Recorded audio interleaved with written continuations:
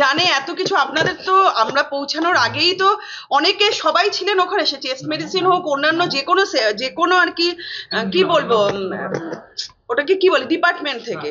তো সেখান থেকে সবার কাছেই মার এটা অনুরোধ, আপনারা যদি কেউ কিছু জেনে থাকেন তো সেগুলো প্লিজ প্রকাশ্যে আনুন, কারণ আমার মেয়ে তো চলে গেছে, তাতে আপনাদের এই নীরবতা আরো অনেক হয়তো দুষ্কৃতীকে আরো মানে সমাজে জন্ম দেবে, এটা বলেই চিঠিটা লেখা আর কি।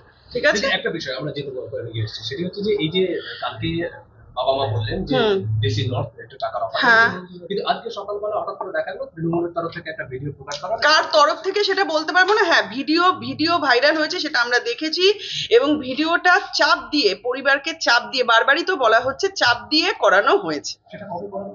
11 তারিখ রাত্রিবেলা। নিশ্চয়ই করেছে এসে, কারণ ওনারা এই কথাগুলো তো বলেছেন যে আপনারা যে এরকম বলছেন তাতে তো আপনাদের এখন, তখন আমাদের মানে কলকাতা পুলিশের কাছেই এই কেসটা ছিল, তাতে আপনাদের কেসে অসুবিধা হতে পারে। জোর দিয়ে আমাদের বাধ্য করা হয়েছিল এই কথাগুলো বলার জন্য। মানে যেই ব্যক্তির গলা শোনা যাচ্ছে সেই ব্যক্তিকে পুলিশের কোনো ব্যক্তি নিশ্চয়ই হবে, এবং বাড়িতে এসে করেছিলেন। হ্যাঁ, বাড়িতে এসেই করেছিলেন। সুবর্ণ গোস্বামী স্যার যখন মিডিয়াতে বাইকটা দিয়েছেন তারপরেই রাত্রিবেলা 11টার সময় এসে ওনারা এই ভিডিওটা করে নিয়ে গেছে।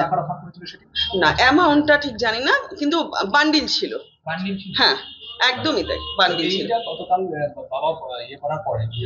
প্রেস মিডিয়াতে বলার পরে তারপরে এটা ইন্টেনশনালি করা হয়েছে, আমরা বলে দিয়েছি। এটা না হলে এতদিন তো হয়নি, তাহলে কালকে যখন প্রেস বিবৃতিতে বলা হলো পুরো পরিবার সহ, বাবা যখন বললো, তাহলে রাত্রি 1টা থেকে, আমরা সব জানি 1টা থেকে ভিডিওটা ভাইরাল হয়েছে, তাহলে এটা ইন্টেনশনালি করা হয়েছে। For exclusive and insightful videos, subscribe to our new channel ABP Live Premium.